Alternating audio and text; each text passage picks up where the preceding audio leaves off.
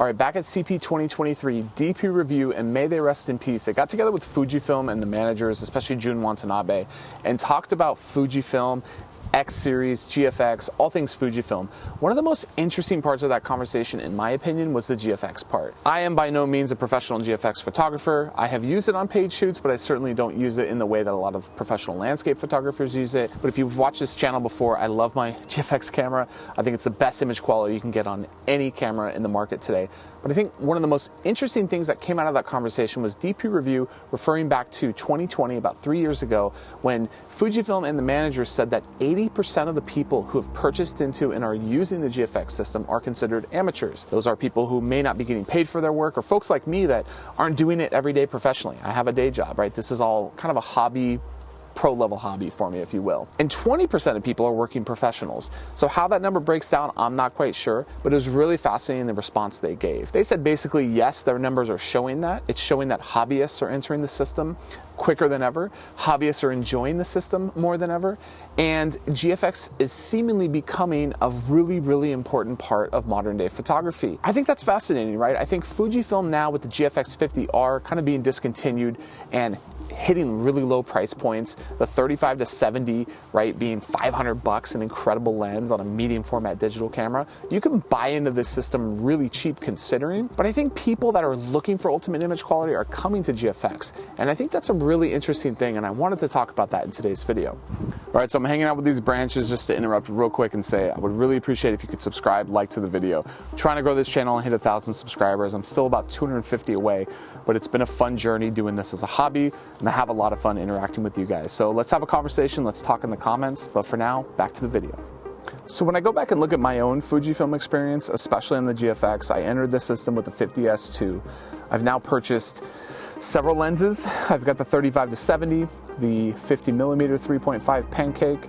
I recently picked up the 63mm f2.8, which I'll be making a video about on this channel shortly.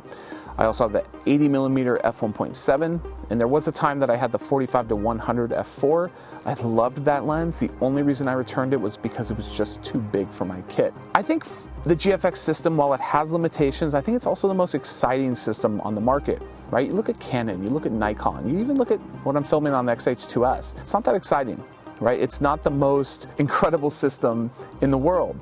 These systems are great. The lens selection is awesome. Look at the Sony line. Look at the A7R5. Look at the A7 IV. There are incredible pieces of camera out there in glass, but nothing hits quite like a GFX. If you look at any of the GFX stuff out there from any person, whether they're a photographer, videographer, they're a professional, they're an amateur, a hobbyist, everybody seemingly 100% agrees the image quality just can't be beat.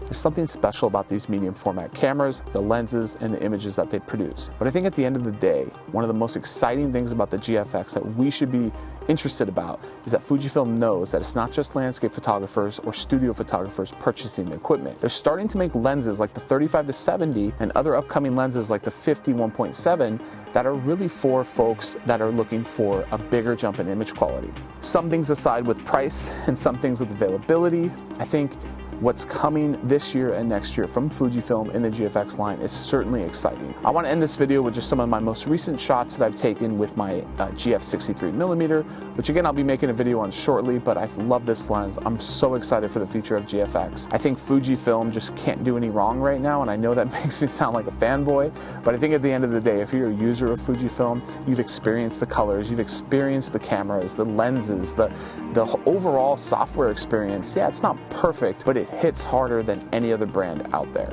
I think that's why there's folks on YouTube that continually switch to Fujifilm. The X100V has gone viral for other reasons, but I think ultimately this system is really exciting. Where does that leave us? Well, if you're interested in medium format, my suggestion is go. Get a 50R, they're discontinued, they're super cheap, they're incredible, incredible cameras. Get a 35 to 70 to start.